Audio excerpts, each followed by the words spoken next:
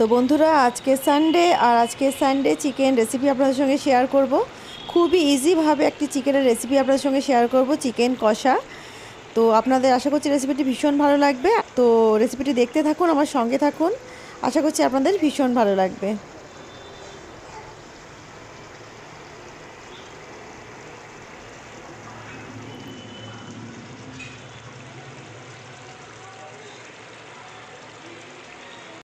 তো চিকেন বানানোর জন্য আমি এখানে নিয়ে নিয়েছি পেঁয়াজ আর একটা টমেটো নিয়ে নিয়েছি। 3টে মিডিয়াম সাইজের পেঁয়াজ নিয়েছি, একটা টমেটো নিয়ে নিয়েছি। পেঁয়াজগুলোকে ভালো করে ছিলে নেব। আর এখানে চিকেনটা দেখুন আমি ধুয়ে বেছে রেখে দিয়েছি এক সাইডে। পেঁয়াজগুলোকে সুন্দর করে ছিলে নেব, খোসা ছাড়িয়ে সুন্দর করে ধুয়ে নেব। আর বন্ধুরা দেখুন এখানে চিকেনটাকে আমি ভালো করে ধুয়ে নিয়েছি, ধুয়ে পরিষ্কার করে রেখেছি। আর এখানে আমি এটা উইথ বোনস মানে হাড় সমেত চিকেন নিয়েছি, আর ওতে একটু ফ্যাটও আছে চিকেনের। তো নিয়েছি, ওটা কষাতে কিন্তু ভীষণ ভালো লাগে সেই কারণে। আর এখানে পেঁয়াজগুলোকে না আমি ভালো করে ধুয়ে নিয়েছি, টমেটো ধুয়ে নিয়েছি। তো পেঁয়াজগুলোকে সুন্দর করে এখন কেটে নেব।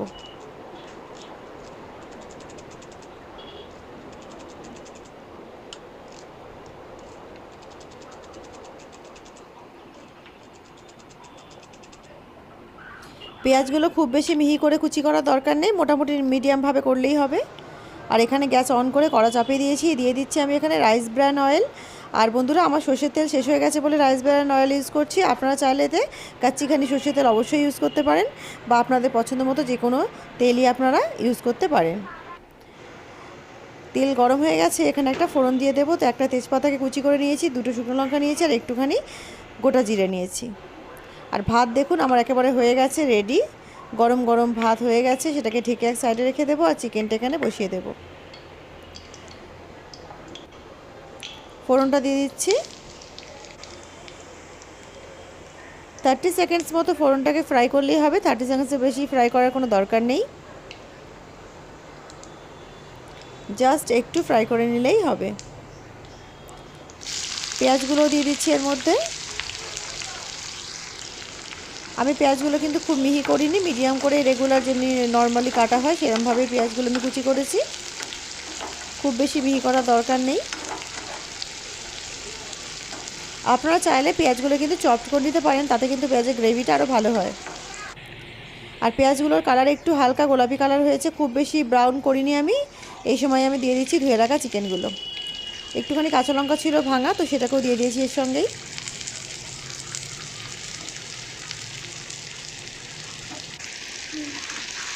পেঁয়াজের সাথে চিকেনটাকে সুন্দর করে একটু ফ্রাই করে নেব। আর গ্যাসের ফ্লেমটা কিন্তু খুব বেশি হাই করার দরকার নেই বন্ধুরা, মিডিয়াম রেখে এটা করবেন। কারণ রান্নাটার মধ্যে আমি একটু জল ইউজ করছি না, তো সেই কারণে কিন্তু রান্নাটা আমি গ্যাসের ফ্লেমটাকে মিডিয়াম রেখে লো মিডিয়ামে রেখে করছি রান্নাটা। আপনারা যদি গ্রেভি বানাতে চান বেশি করে, তাহলে কিন্তু হাইতে রেখে কষিয়ে নিতে পারেন, তাতে অসুবিধা নেই। খালি লক্ষ্য রাখবেন যে চিকেনটা যেন পুড়ে না যায়।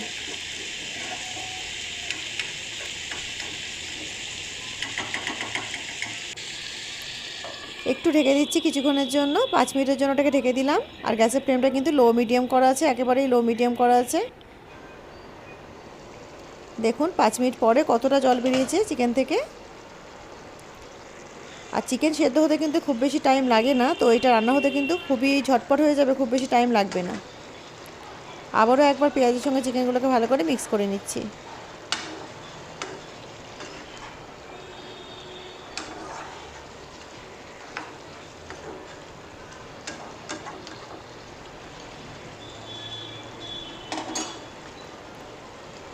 এর মধ্যে দিয়ে দিচ্ছি কুচানো টমেটো। ওই যে একটা টমেটো নিয়েছিলাম না দেখালাম, সেইটাকে কিন্তু কুচি করে দিয়ে দিয়েছি এর মধ্যে। এটাকেও ভালো করে মিক্স করে নেব।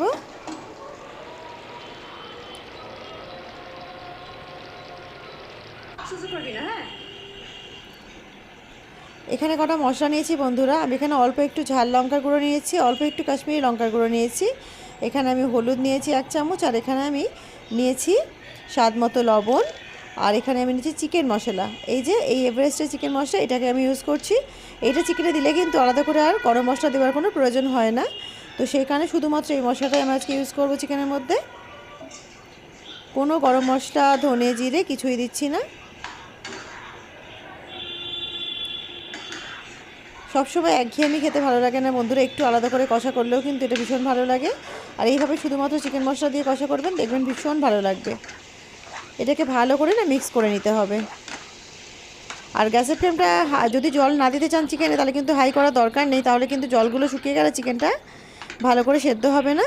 সেই কারণে গ্যাসের ফ্লেমটাকে লো মিডিয়াম রেখেই করবেন।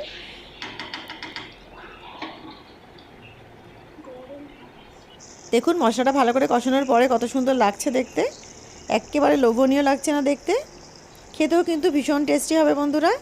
সিম্পলভাবে এই চিকেন কষাটা সানডেতে স্পেশালভাবে বানাচ্ছি, তো খুবই ভালো লাগবে খেতে। এইভাবে অবশ্যই বানিয়ে দেখবেন। ঢেকে রেখেছিলাম এখানে 5 মিনিটের জন্য, আরও 5 মিনিট পর এটাকে চেক করে নেব একবার। আমরা প্রথমে চিকেনটা দেবার পরে 5 মিনিট ঢেকে রেখেছিলাম, আর তারপরে কষে নিলাম। কষার পরে কিন্তু এটাকে 5 মিনিট ঢেকে রেখেছিলাম, আরও একটু ভালো করে কষিয়ে নেব।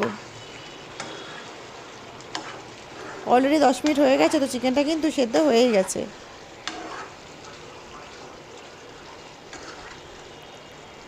আর গ্যাসের ফ্লেমটা আমি কিন্তু খুব বেশি হাই করে রাখিনি বলে কিন্তু এখনও চিকেনের গ্রেভিটা সুন্দর আছে, শুকিয়ে যায়নি। তো এইভাবেই রান্নাটা করবেন। হাই করলে কিন্তু চিকেনটা সেদ্ধ হবে না, অথচ চিকেনের জলটা পুরোটাই শুকিয়ে যাবে। তো অবশ্যই লো ফ্লেমে করবেন রান্নাটা। দেখে লাগছে না বন্ধুরা লোভনীয়? আর আজকে আমার গলাটা একটু খারাপ আছে বন্ধুরা, একটু ধরা ধরা গলা আছে, বুঝতেই পাচ্ছেন। একটু ঠান্ডা লেগে আছে, বাইরে বেড়াতে গিয়েছিলাম, তো একটু ঠান্ডা লেগেই আছে আমার।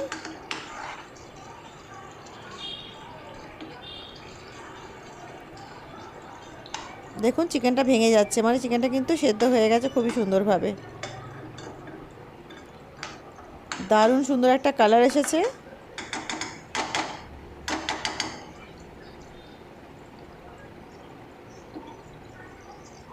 এইরকম চিকেন কষা হলে বন্ধুরা গরম গরম ভাতের সঙ্গে আর কিছুই লাগে না, তাই না?